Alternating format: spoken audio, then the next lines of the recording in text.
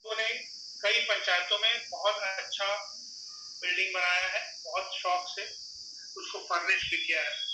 कई जगह लोगों ने उसमें अच्छे लाइब्रेरी भी सेटअप किया है, कई जगह लोगों ने कंप्यूटर ट्रेनिंग सेंटर भी उसमें सेटअप किया है। ये बहुत अच्छा है। लेकिन मैं अभी गया हुआ था सोनभद्र मिर्जापुर के दौरे पे, तो मैंने देखा कि बहुत से जगह अभी ग्राम सचिवालय को ग्राम प्रधान और जो पंचायत सचिव है वो अपने हेडक्वार्टर के तौर पे नहीं मान रहे हैं और नहीं इस्तेमाल कर रहे हैं। मैं सोनभद्र में जहां गया था वहां ग्राम प्रधान और सचिव नियमित तरीके से सचिवालय में नहीं जा रहे हैं, नहीं बैठ रहे हैं, उनको अपना ऑफिस नहीं समझ रहे हैं। ये बहुत दुर्भाग्यपूर्ण है। तो मेरा पहला अनुरोध आप लोगों से यह है कि जो भी प्रधानगण है और पंचायत सचिव है, पंचायत सचिव जो 15,000 क्लस्टर नियत है उनमें से जो भी क्लस्टर मुख्यालय बताया गया है शासनादेश में वहां बैठे और उनकी हाजिरी बैठने की स्थिति जो डायरेक्टरेट में कंट्रोल सेंटर बना हुआ है वहां से लिया जा रहा है। और अभी तो हम लोग प्रारंभिक तरीके से ये कोशिश कर रहे हैं कि आपको ये जानकारी हो जाए कि आपको वहां बैठना है अनिवार्य रूप से और फिर आप बैठें। लेकिन ये कुछ दिनों के बाद अगर आप वहां नहीं मिलेंगे तो फिर यहाँ से और बातचीत नहीं होगी, फिर कार्रवाई होगी। इसी तरह मेरा अनुरोध सभी प्रधान जी लोगों से है कि इसको नियमित तरीके से जाएं, वहां बैठें। 8 घंटे बैठने की जरूरत नहीं है, जो भी आपको सही लगता है, जितना भी टाइम लगता है लोगों को मिले वहां पे बैठ के, मतलब वो एक चलता हुआ ऑफिस के रूप में दिखना चाहिए और आप उस ऑफिस के हेड हैं, इसलिए आपकी सबसे ज्यादा जिम्मेदारी है कि वो ऑफिस के रूप में दिखे। अभी एक कैबिनेट नोट सर्कुलेशन में है जो फाइनल होने वाला है कुछ दिनों में, जिसमें पंचायत के जो सहायक हैं उनको कई अधिकार उसमें दिए जा रहे हैं। सीएससी के भी काम कर सकते हैं और कई डिपार्टमेंट्स के एप्लीकेशन लेने, आवेदन करने आदि के काम वो कर सकते हैं। वो शासनादेश जारी होगा कैबिनेट के अप्रूवल के बाद। लेकिन प्रधान इसको अपने रेगुलर ऑफिस के रूप में बनाए और चलाए। दूसरा इंपॉर्टेंट मुद्दा यह है कि प्रधान जी लोगों के हर बैठक में और अधिकारियों के हर बैठक और ट्रेनिंग में इस बात को बार बार कहा गया है कि आप अपना डोंगल डिजिटल सिग्नेचर किसी और को नहीं दें। इसके बाद भी ये जानकारी आई है कि ब्लॉक में और जिले में कहीं एक जगह डोंगल है और वहीं से उसका इस्तेमाल हो रहा है। शासन ने ये आदेश एक जारी किया है कि ग्राम पंचायत के संबंध में किसी भी कार्य का अगर कोई पैसे का भुगतान होता है तो उसमें सेक्रेटरी का और प्रधान का डोंगल जो ग्राम पंचायत में कंप्यूटर स्थापित किया गया है उसी में लगना चाहिए। उससे इतर किसी भी कंप्यूटर या लैपटॉप से वो नहीं होना चाहिए। जिस गांव में नहीं लगा है कंप्यूटर वहां लगवाइए, लेकिन इसके ऊपर व्यवस्था बनाई जा रही है कि इसको कैसे टेक्निकली मैंडेटरी किया जाए, वो किया जाएगा। लेकिन ये आपको अनुरोध किया जा रहा है कि पंचायत का जो भी भुगतान हो रहा है उस ग्राम पंचायत में लगे हुए कंप्यूटर से होना चाहिए और पंचायत सहायक का सहयोग लेते हुए होना चाहिए। हम लोग एक ईमेल आईडी देंगे अभी और एक नंबर भी देंगे इस बैठक के खत्म होने के बाद स्क्रीन पे, जिसपे पंचायत सहायक, प्रधान या कोई भी आदमी जो भी इस वेबिनार पे सुन रहा है वो इस बात की सूचना दे सकता है कि किस ग्राम पंचायत में कार्य के भुगतान के लिए डोंगल का इस्तेमाल ग्राम पंचायत में लगे हुए कंप्यूटर पे नहीं किया गया है या नहीं किया जा रहा है। इसमें डिप्टी डायरेक्टर से लेके और नीचे तक, इवन डायरेक्टरेट में भी कुछ लोगों को जिम्मेदार बनाया गया है। तो deputy director, DPRO, ADO panchayat, ये सभी लोग इसके लिए जिम्मेदार होंगे, क्योंकि जो भी डोंगल एक जगह लग रहा है वो या तो एडीओ पंचायत या डीपीआरओ, इनके कहने पे ही लग रहा है, यही यहाँ पे माना जा रहा है। और यही माना जाएगा। कोई भी एडीओ पंचायत ब्लॉक में कोई डोंगल नहीं लगाएगा, नहीं तो जो आपके कंप्यूटर के ऑपरेटर हैं और जो एडीओ साहब हैं उनके खिलाफ बहुत कड़ी कार्रवाई होगी। उसी तरह जो डीसी जिले लेवल पे है और डीपीआरओ है, अगर किसी पंचायत के डोंगल का इस्तेमाल उनके कंप्यूटर में हुआ तो उनके खिलाफ कार्रवाई की जाए। ग्राम पंचायतों में मैं एक बार फिर दोहराना चाहूंगा कि बहुत अरमानों के साथ सरकार ने ग्राम सचिवालय बनाए हैं और उसको फंक्शनल करना है। और फंक्शनल करने के लिए जो पंचायत का मेन काम है वो है गांव में काम कराना और उसका भुगतान करना। और यही काम आप लोग अभी भी लुक छुप के साइबर कैफे पे कर रहे हैं, कोई कहीं कर रहा है, कोई कहीं कर रहा है, तो फिर ग्राम सचिवालय में लाखों रुपए लगाने का कोई औचित्य नहीं। इसीलिए ग्राम सचिवालय को हर दशा में बहुत अच्छी तरह फंक्शनल बनाना सरकार की प्रतिबद्धता है। और इस रास्ते पे जो भी आएगा रोड़ा बन के उसको हटना ही पड़ेगा, चाहे वो कोई प्रधान हो, सचिव हो, एडीओ पंचायत हो, डीपीआरओ या डीसी या और कोई कॉन्ट्रैक्ट के एम्प्लॉय हो। इसीलिए मैं एक बार फिर इसको दोहराना चाहता हूँ। 1 जून बताया गया था, 1 जून के बाद कोई भी डोंगल गांव पंचायत के भुगतान के लिए जो उस पंचायत सचिवालय में लगा हुआ है कंप्यूटर, उसके अलावा कहीं और से नहीं किया जाएगा। कोई ऐसी सूचना आएगी और जांच में शिकायत सही पाई जाएगी तो डिप्टी डायरेक्टर डीपीआरओ से लेके नीचे तक बहुत कठोर कार्रवाई होगी। ये मैं बहुत स्पष्ट कर देना चाहता हूँ प्रधान साथियों के लिए। कुछ जगह से ये शिकायत आई है कि ग्राम प्रधान पंचायत सहायक का सहयोग नहीं ले रहे हैं, उनको मानदेय भी नहीं दे रहे हैं। कानपुर देहात का एक मामला था, मैंने डीपीआरओ कानपुर को कल पूछा था। ये अभी इस मीटिंग के बाद में फिर आपसे पूछूंगा क्या स्थिति है। वहां शिकायत क्या थी कि उस पंचायत सहायक ने प्रधान को वोट नहीं दिया। अरे भाई, ये कोई कारण थोड़ी हो सकता है। पंचायत सहायक बनने की और बनने की एक अलग प्रक्रिया है और चुनाव जीतने की अलग प्रक्रिया है। चुनाव में वोट डालने का हर आदमी का अपना अधिकार है, लेकिन अब चुनाव भी निपट गए हैं और वो सेलेक्ट भी हो गया है। उसके बाद इस तरह का कोई कारण, कोई औचित्य नहीं है। जो भी पंचायत सहायक लगाए गए हैं वो ग्राम पंचायत के प्रशासनिक कार्यों, वित्तीय कार्यों, तकनीकी कार्यों को देखने के लिए लगाए गए हैं और उनको पूरी तरह से उसमें इन्वॉल्व किया जाना चाहिए। और ये होगा अगर आप पंचायत के ऑफिस को ठीक से चलाएंगे, और ये आप लोगों को करना है। एक संबंधित मामला यह है कि ई ग्राम स्वराज पे शासन के निर्देश है कि 120% तक योजनाएं अपलोड की जानी चाहिए। और आप जैसे ही योजना अपलोड करते हैं उसका वर्क आईडी अपने आप जनरेट हो जाता है। सोनभद्र में एक प्रधान जी मिले, गांव के लोग पानी के लिए त्राही त्राही कर रहे थे कि टैंकर और लगाइए। प्रधान जी ने कहा 2 टैंकर लगा हुआ है। जब ये कहा गया कि जरूरत है तो 10 लगाइए, तो उन्होंने कहा कि वर्क आईडी नहीं जनरेट किया जा रहा है। फिर जब ब्लॉक से रिकॉर्ड लिया गया तो उसमें 8-10 लाख रुपया इस काम में पड़ा हुआ था और बहुत कम पैसा खर्च हुआ।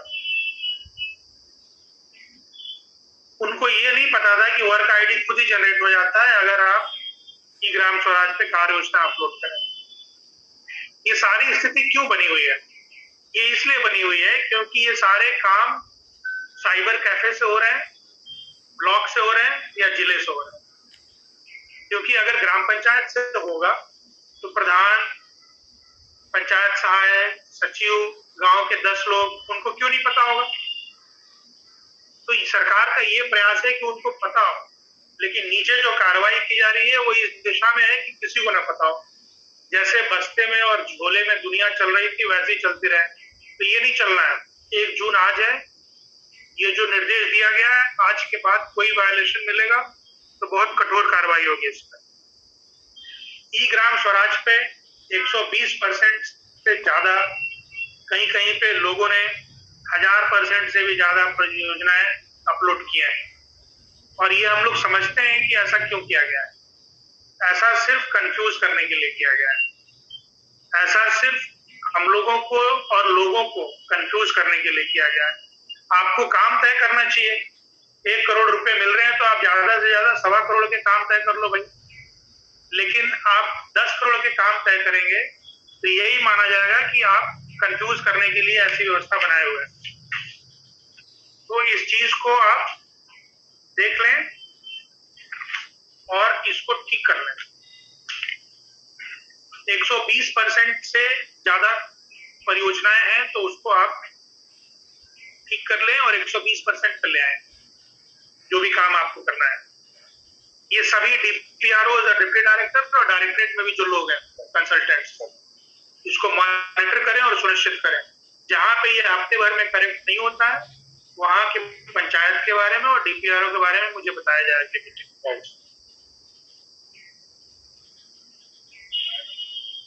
एक और बात कही जा रही है, वो एसबीएम में काम क्यों नहीं हो रहा है। तो अभी तक तो कटियार साहब और एसएन सिंह ये लोग था कि एसबीआई में पैसा नहीं जा रहा है या उससे ज्यादा एलोकेट नहीं हो पा रहा है जितना खाते में। ये समस्या हल कर दी गई है, ये समस्या हल कर दी गई है और 2 दिन के अंदर आपको इन 10,000 पंचायतों के विवरण एसबीआई को भेजना है। और कल एसबीआई के जीएम आए थे, उन्होंने प्रॉमिस किया है कि ये 2 दिन में वो क्लियर कर देंगे। 10,000 आपने भेज दिया, 2 दिन में हो जाएगा ये सब।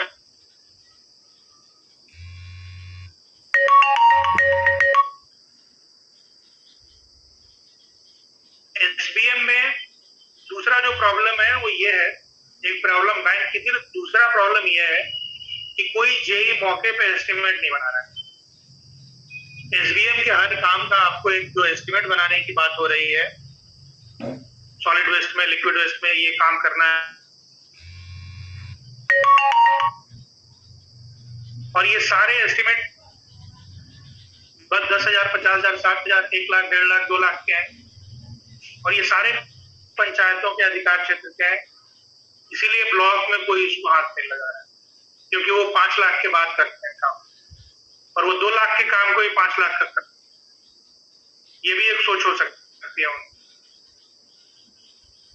तो ये सभी बीडीओ साहबान और एडीओ, डीपीआरओ के लिए है कि जरा इसको देखें, मॉनिटर करें और ऐसा कोई जिद नहीं होना चाहिए कि ईमानदारी से काम ही नहीं करें।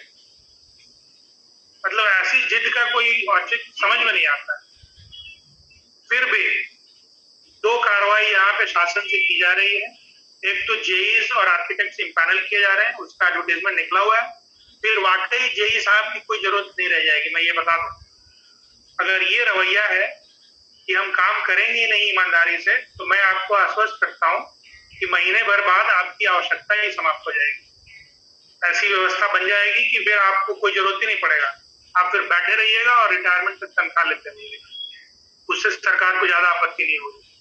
लेकिन आपको ईमानदारी से काम करने के लिए तैयार होना पड़ेगा और करना चाहिए। दूसरी कार्रवाई इसमें ये की जा रही है कि जो भी इंपॉर्टेंट सॉलिड वेस्ट और लिक्विड वेस्ट के काम है, क्या है, 10-12 काम है। Individual toilet, community toilet, individual soap pit, individual compost pit, नैडर पिट, प्लास्टिक का segregation centre, community soap pit, यही सब 10-12 काम है। इसमें कौन सा रॉकेट साइंस या न्यूक्लियर साइंस लगा हुआ है? ये सभी 10-12 काम के एस्टिमेट यहीं से बना के और शासन के आदेश से भेजे जा रहे हैं। एक शासनादेश भेजा गया था, उसमें ये तक लिखा हुआ है कि 400 यूनिट लगेगा, 500 यूनिट लगेगा, लेकिन चलिए उससे भी आपका काम नहीं चल रहा है। तो अब यहीं से डीपीआर जा रहा है, एस्टिमेट जा रहा है, मॉडल, और उस मॉडल एस्टिमेट के बाद किसी को और दोबारा एस्टिमेट बनाने की जरूरत नहीं है। भुगतान करने के लिए दोबारा एमपी करने की जरूरत नहीं।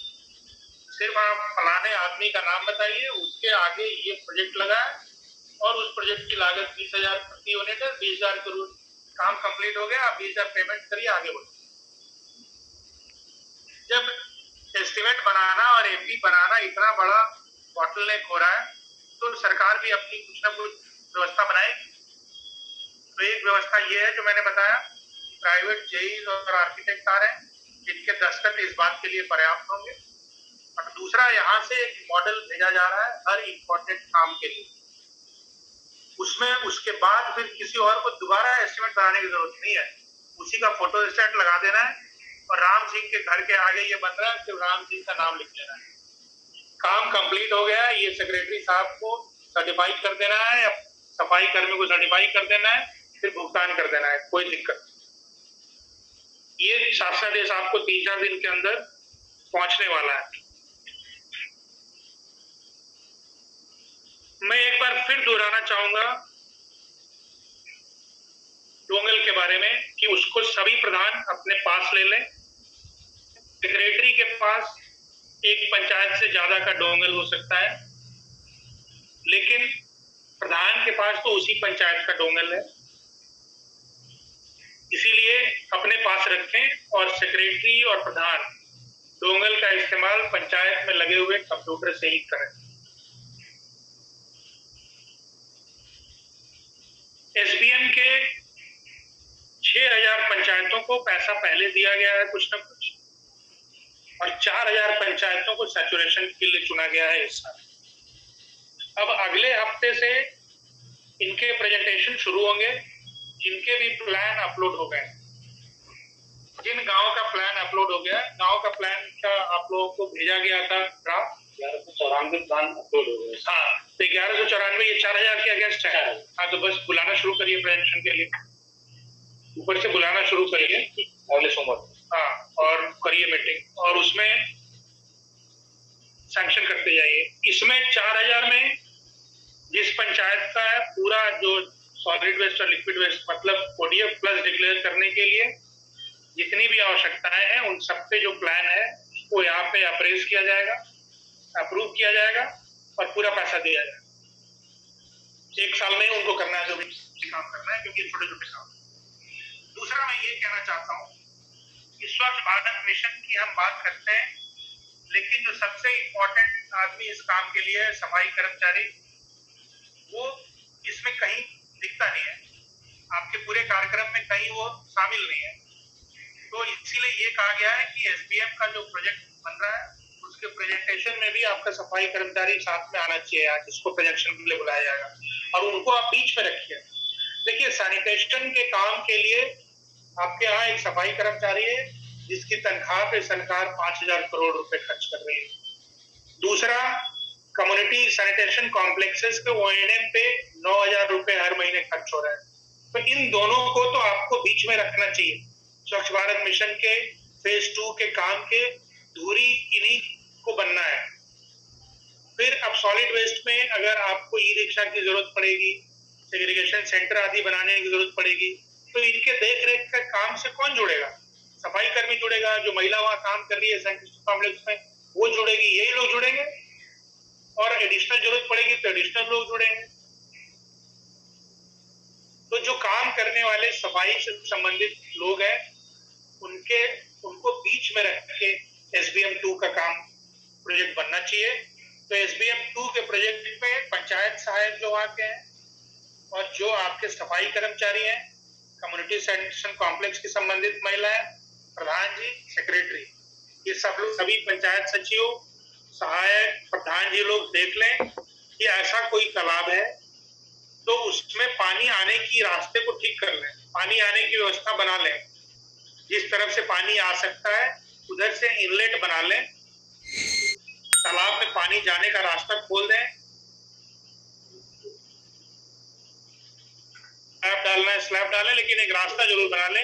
ये काम बहुत जरूरी है सर। इसमें सभी पंचायत सहायक भी जुड़े हुए हैं सर, तो उनसे ये कहना है कि जो कॉल सेंटर से पंचायत सहायकों के ग्राम सचिवालय की जियो फेंसिंग के लिए उनको ऐप दिया गया है सर, तो उसमें इनको सभी को अपना जो ग्राम सचिवालय में दफ्तर है 50 मीटर के दायरे में जियो फेंसिंग करनी है, यानी कि वहां से वो अपनी अटेंडेंस रोजाना लगा पाएंगे। कल शाम तक इसमें 16,464 पंचायत सहायकों ने अपनी जियो फेंसिंग की है, और आज की जो अटेंडेंस रिपोर्ट है जिन्होंने उस पर अपनी अटेंडेंस मार्क की है वो लगभग 8000 के करीब है जिन्होंने अपनी करी है। तो इस कार्रवाई को जल्दी से जल्दी सबको पूरा कर लेना है ताकि 100% इसमें अपना अटेंडेंस को मार्क कर सकते हैं। साथ ही जो पंचायत सहायक के पोर्टल पे पहले डेटा फीड करने के लिए, इनको सर्वे फीड करने के लिए दिया गया था सर, और ये कहा गया था कि होली से पहले यानी कि 29 मार्च से पहले ही हर किसी को उसको भर करके चेक कर लेना है कि उसमें कोई दिक्कत आ रही है, यहाँ से समस्या रेज कर सकते हैं। ट्रेनिंग भी की गई थी। अभी तक उसमें मात्र 11,000 पंचायतों से ही कोई भी डेटा फीड किया गया। तो पंचायत सहायक के पोर्टल पे हर किसी को डेटा फीड करके देख लेना है। आने वाले पंचायत सहायक ने कितने कंप्यूटर को जियो फेंस कर दिया है? अभी सर 16,464 कल शाम तक। तो ये तो इनको तुरंत करना चाहिए। C3 के लोग इससे जुड़े हुए हैं तो उनको भी फॉलो अप करना चाहिए, आपके कंट्रोल रूम को भी फॉलो अप करना चाहिए। ये कर रहे हैं सर। मतलब पंचायत सहायक है नहीं या कर नहीं रहे? नहीं सर, रोजाना प्रोग्रेस हो रही है लेकिन स्लो प्रोग्रेस। करें इसको। ये तो क्या एक दिन का काम है ये तो? सर तो ये जल्दी करना है सर। नहीं, कोई मोबाइल नंबर नहीं है आप लोगों के पास देने को? लैंडलाइन आजकल कोई नहीं उठाता है, उन्हीं का नंबर दीजिए जो बगल का। ये सभी लोग जो इस वेबिनार से जुड़े हुए हैं उनसे अनुरोध है कि ये ईमेल आईडी और मोबाइल नंबर नोट कर लें। इस पे आप मैसेज कर सकते हैं और व्हाट्सएप कर सकते हैं। ऐसी सूचना जहां पंचायत के भुगतान का डोंगल ग्राम पंचायत में स्थापित कंप्यूटर पे नहीं लग रहा है, कहीं और लग रहा है। ये पंचायत सहायक भी बता सकते हैं, सेक्रेटरी प्रधान भी बता सकते हैं, बाकी कोई भी आदमी बता सकता है कि फलाने गांव के फलाना भुगतान इस कंप्यूटर से नहीं है। उसके लिए यह है। ठीक है डॉक्टर साहब, आप बताइए। सर इसमें जो हमारे पंचायत सहायकों की जहाँ पे रिक्तियां हैं 2,700 से अधिक पद इसमें नोटिफाई किए गए हैं सर। और इसमें आवेदन करने की आखिरी तिथि 3 जून है। तो सभी ग्राम प्रधानों से यह रिक्वेस्ट है कि उनकी जो प्रशासनिक समिति है जिनको की मेरिट लिस्ट बना करके और जिला स्तर की समिति को देना है, वो समय से इस कार्रवाई को कर लेंगे 3 जून के बाद। तो सभी ग्राम पंचायतों में पंचायत सहायक की जो आवेदन आगे है, ये सभी सभी सेक्रेटरीज, एडीओज, प्रधान, डीपीआरओ, ये तो है। इस चीज को आप लोग अगर यहाँ से मॉनिटर कर सकते हैं तो कर लीजिए। हाँ, तो कर लीजिए मॉनिटर इसको। आवेदन तो पहले है, उसके बाद स्क्रीनिंग हो जाएगी। Yes sir. अगला सर 707 ग्राम पंचायतों में पंचायत भवन के लिए भूमि क्रय के लिए यहाँ से अनुमोदन दिया गया था सर। हाँ। उसमें अभी तक मात्र फिरोजाबाद में जो जिला स्तर की कमेटी है वो कमेटी उन्होंने गठित कर लिया है। बाकी किसी जिले ने अभी कमेटी भी नहीं। कमेटी ऑलरेडी गठित है, रेवेन्यू का जियो, और यही लिखा हुआ है उसमें बलिया, और जहाँ जिसको जमीन खरीदनी है वो जमीन खरीदे सर। अब कमेटी गठित की या नहीं वो हम लोग यहाँ से नहीं मॉनिटर करने वाले। हाँ, नहीं तो हम भी देना चाहते हैं, ये भी देना चाहते हैं। तो किससे लीजिएगा? कम पे फिर क्या वहां बोली लगेगी? बोली लगेगी मतलब इनसे, इनको आपने 10 लाख किया, हम कहेंगे कि नहीं हम 9,99,000 में देंगे, फिर ये कहेंगे 9,95,000 में हम देंगे। अंत है इसका कोई? विज्ञापन निकाला जाना चाहिए जिले पे, या तो कंपाइल कर लें वो ऐसे साइट्स को, या पंचायत के प्रधान निकालें। बट और तो कोई ट्रांसपेरेंट तरीका नहीं हो सकता है आदमी चुनने का। आप जब तक एक नोटिस या विज्ञापन लोगों को नहीं देंगे तब तक इच्छुक कंबाइंड विज्ञापन दे दें कि हमको इन गांव में लेना है। अब जो भी इच्छुक है आवेदन करते हैं, और जब आवेदन आ जाए तो फिर आप साइट और रेट कमेटी फाइनल कर लेगी। Right sir. तो इस पे सभी को कार्रवाई करनी है सर। तो ये कार्रवाई अभी बहुत ही स्लो है। सभी जो इसमें संबंधित पंचायतों को कार्रवाई करनी है और डीपीआर को उसको देखना है सर। सभी ग्राम सचिवालयों में जन सुविधा केंद्रों की जो कोलोकेशन का है सर, इसमें एक CSC SPV है सर जिनके पास 40 जनपद है। उनसे बात हो गई है, वो अपने जो उनके वेंडर्स हैं यानी उनके जो एंटरप्रेन्योर्स हैं उनका नाम वो हमें दे रहे हैं। इनको सर्कुलेट भी कर दिया जाएगा। और इन 40 जनपदों में कुल मिला के 25,079 ग्राम पंचायतें हैं जिनमें ये काम अब तुरंत शुरू हो जाएगा आने वाले समय में।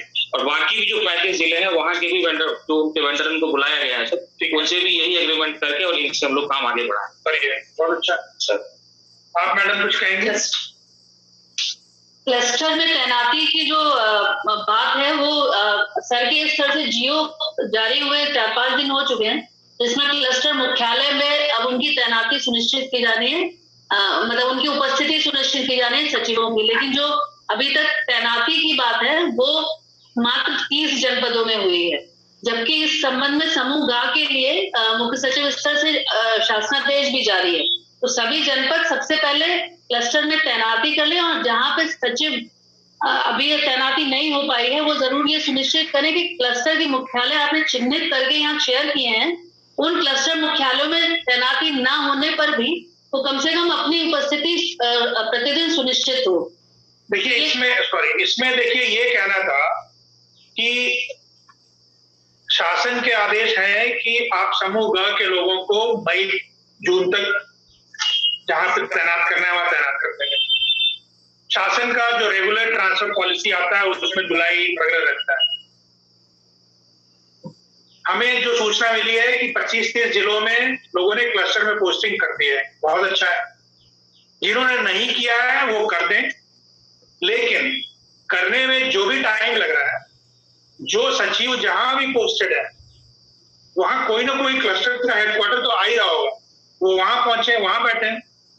ये काम तो उनको कल से ही करना है। ये नहीं चल सकता कि हम ब्लॉक में बैठे हैं, घर पे बैठे हैं या बरगद के पेड़ के नीचे बैठे हैं, ये नहीं चलेगा। आप क्लस्टर में पोस्टिंग हो गई है तो क्लस्टर के हेडक्वार्टर पे बैठिए, नहीं हुई है तो आप जहां पोस्टेड हैं वहीं कोई ना कोई क्लस्टर हेडक्वार्टर पड़ रहा होगा, वहां बैठिएगा। बट बैठना आपको पंचायत ऑफिस में है। आगे बताइए मैडम। इसकी कल मॉनिटरिंग भी हुई थी, जिसमें कि लगभग 50% सहायकों को ये जानकारी नहीं थी। तो ये संभव है कि सचिवों को भी आपने अभी तक ये बात शायद पास ऑन नहीं करी है, तो सभी डीपीआरओ और डीडी साहिबान ये जरूर कर लें कि क्लस्टर में उपस्थिति सुनिश्चित हो जाए। क्लस्टर में जैसा कि सर ने कहा कि तैनाती होने में समय भी लगे, उसके बाद भी ये जारी रहे। सर हम लोग का क्लस्टर ही हम लोग देखते हैं। ठीक है। और सीएससी को लोकेशन सर हम लोग सर ने बताइए। बताइए सर, 2 पॉइंट कहना था। एक तो ई ग्राम स्वराज से संबंधित बात कही थी कि manual receipt sir last time 6 बार हम खुलवा चुके हैं, 7वीं बार खुली है, इसके बाद भी सर उसको रिसीट नहीं ले रहे हैं 15वीं तरफ का। अब किसी क्षेत्र पंचायत का, ग्राम पंचायत का या जिला पंचायत शेष रह जाएगा तो हम प्रस्ताव घर सरकार नहीं भेजेंगे। खुली हुई है, जिन गांव पंचायतों की, क्षेत्र पंचायतों की, जिला पंचायतों का ले सर। अब तक हम क्या ले रहे हैं? मैनुअल रिसीट ले लेंगे सर। ये क्या होता है? ये होता है सर 15वें वित्ताव में जो हम पैसा भेजते हैं वो ई कुबेर से ऑटो रिसीट हो जाता है जाके एफएमएस पर। तो एक जब इनके पास शुरू में जब लागू किया गया था तो जो इनके खाते में पैसा पड़ा हुआ तो अलाउ किया गया था कि मैनुअली रिसीट कर लीजिए। एक बार भारत सरकार ने अलाउ किया तो कुछ ने किया, कुछ ने छोड़ दिया। ये करते करते 6 बार हो गया। 20-21 का पैसा। तो आपको ये पता है कि कितने पैसे को नहीं लिया गया है? हाँ पता है सर। कितना? कैसा हाल होगा? हमने सर अभी ये पता करिए कि कितना पैसा है कि नहीं हुआ है, और ये फिर पता करिए किस गांव में नहीं हुआ है, तब बात होगी ना, तभी हो पाएगा। तो अभी सर जितने का खोल लिया है, इन लोगों ने प्रस्ताव भेजा था वो रिसीट कर रहे हैं, वो निकाल के देखते हैं। हाँ।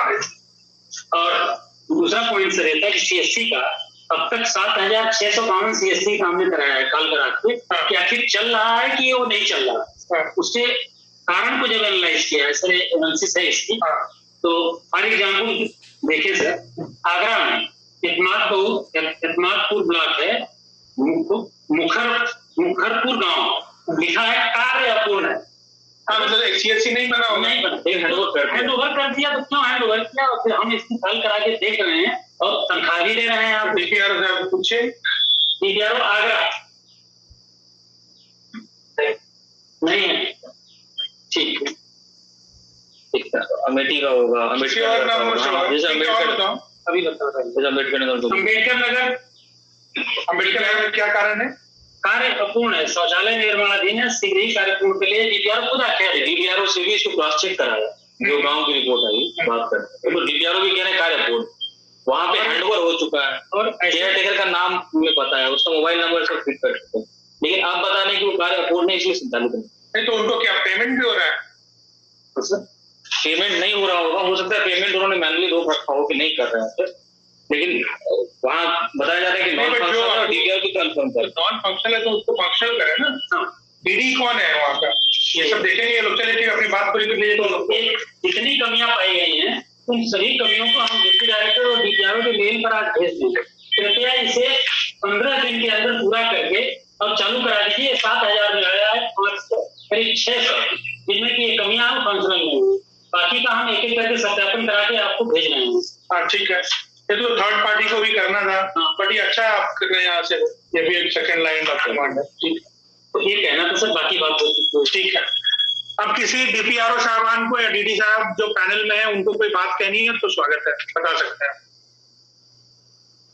पैनल में डीपीआरओ हैं, डीडी हैं, और भी कोई है? डीपीआरओ केवल डीपीआरओ। हाँ, तो डीपीआरओ साहबान बताएं।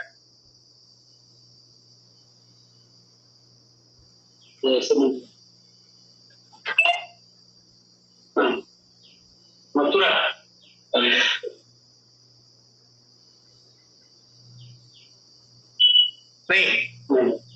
हाथ तो कई उठे हुए हैं, बट आई डोंट नो बाकी पार्टिसिपेंट्स उसमें हाथ किसने रेस किया? कोई आप यहाँ देख सकते हैं? हाँ, तो लेडीज देख सकते हो ना, जैसे अंशुराज, तो अंशुराज को अलाउ करो। जब किसी डीपीआरओ साहबान को कुछ नहीं कहना है तो इन्हीं में से अलाउ करिए। अंशुराज आप बोल सकते हैं, अपना माइक एडजस्ट कर लें। अंशु राजपूत।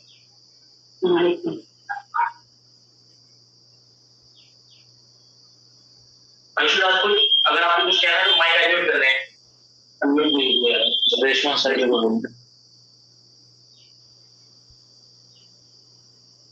आगे बढ़िए, आगे बढ़िए। हाँ, रेशमा अगर आपको कुछ कहना है तो अपना माइक एडजस्ट कर लें। रेशमा सैफी अगर आपको कुछ कहना हो तो अपना माइक अनम्यूट कर लें।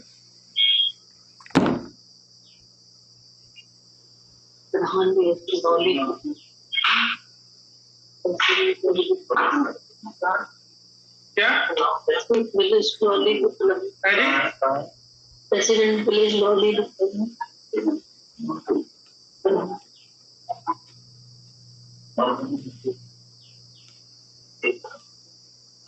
प्रधान जगतपुर अपने आप को अनम्यूट करें।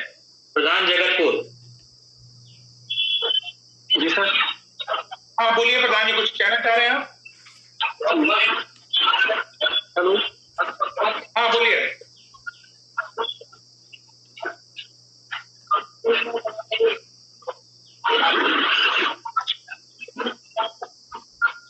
प्रधान जी आप कुछ कहना चाह रहे हैं तो बताइए।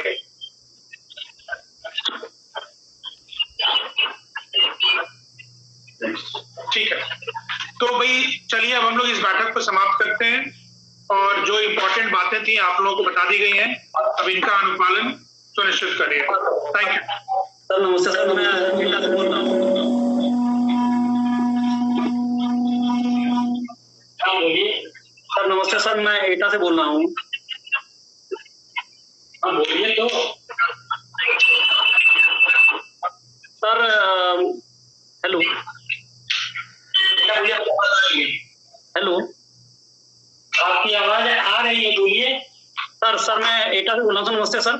सर मैंने अपने यहाँ SRWM में सफाई कर्मचारियों की सभी ब्लॉक पर बैठ के लेकर के सर उसमें लागू कर दिया कि सभी गांव में जो पॉलिथीन है सर, वो अपना पेरोल जब जमा करेंगे तो गांव से पॉलिथीन भी 1 किलो बटोर करके हर महीने जमा करेंगे, जिससे गांव में सफाई हो सके सर। कल सर लगभग 250 सफाई कर्मी जिले पर जमा हुए कि हम पॉलिथीन जमा नहीं करेंगे किसी भी हालत में। तो ये आपने पेरोल के साथ क्यों लगा दिया सर? इसलिए लगाया कि जब वो जमा नहीं करेंगे तो उनका पेरोल के साथ में जमा करेंगे सर, तो कम से कम हर महीने 1 किलो भी पॉलिथीन गांव से धीमे धीमे खत्म होगा, तो सर वो खत्म हो जाएगा धीमे धीमे। तो ये तो आदेश गलत है ना कि पेरोल के हमारे और आपके पेरोल के साथ तो नहीं लगा हुआ है, जबकि पॉलिथीन का ग्लास बॉटल हम लोग ज्यादा इस्तेमाल करते हैं सर। वो गांव से सफाई के समय के संबंध में सर। हाँ वही कह रहा हूँ, तो आपके साथ क्यों नहीं लगा हुआ है? आपके पेरोल में क्यों नहीं लगाई है कि आप भी 4 किलो पॉलिथीन लाएंगे, तनख्वाह मिलेगी? मेरे तनख्वाह में भी ऐसा नहीं लगा हुआ है सर। देखिए ऐसा है कि सफाई करना कराना ये सबकी सामूहिक जिम्मेदारी है। हाँ, अब मैंने ये कहा कि सफाई कर्मी को इसके फोकस में लाना है, तो इसका ये मतलब नहीं है कि उसकी तनख्वाह निकालने के पहले 4 किलो पॉलिथीन उठा के लाए तब करिए। ठीक है सर। आप मुझे ये बताइए कि आपने क्या जिले में या ब्लॉक में पॉलिथीन अगर वो उठा के ले आएगा तो आप उसका क्या आगे करेंगे? इसकी क्या व्यवस्था है आपकी? सर ब्लॉक में पॉलिथीन बैंक हम सर बनवा रहे हैं, बड़ा सा एक पिजन बॉक्स। ठीक है, आप पॉलिथीन बैंक बना लीजिए, ATM बना लीजिए, वो ठीक है, बट आप बना रहे हैं अभी। मान लीजिए 1 तारीख है, उसको तनख्वाह निकालना है, वो 5 किलो पॉलिथीन ले आएगा, तो क्या करिएगा आप उस पॉलिथीन का? उसको सर फिर ब्लॉक में मशीन लगा करके सर वो तो आगे जो करना है फिर तो उसके लिए हम इस महीने सर मशीन लगा करके। तो मशीन, आपकी मशीन तो लगी नहीं है? अभी नहीं सर, अभी नहीं लगी सर। तो उसकी तनख्वाह से क्यों जोड़ दिया आपने? काम करिए काम की नियत से, और इसकी एक व्यवस्था आपको बनानी पड़ेगी पॉलिथीन कलेक्शन की, लेकिन किसी की तनख्वाह से इसको नहीं जोड़ा जा सकता है। अब सेग्रीगेशन सेंटर पंचायतों में बनाने की बात कही जा रही है, कितने पंचायत में आपने सेग्रीगेशन सेंटर बना दिया? सर अभी तो नहीं बनाया, इस महीने बनाना शुरू बनाया, तो जो करना है वो करो ना भाई। ठीक है सर। सेग्रीगेशन सेंटर वहां बनाओ, वहां पे पॉलिथीन इकट्ठा होगा, हफ्ते 10 दिन बाद वहां कलेक्शन की व्यवस्था बनेगी, लेकिन कलेक्ट होके कहाँ जाएगा और उसका क्या हश्र होगा, ये तो व्यवस्था बनानी पड़ेगी ना आप लोगों को पहले। जी सर। चलिए ठीक है, थैंक यू।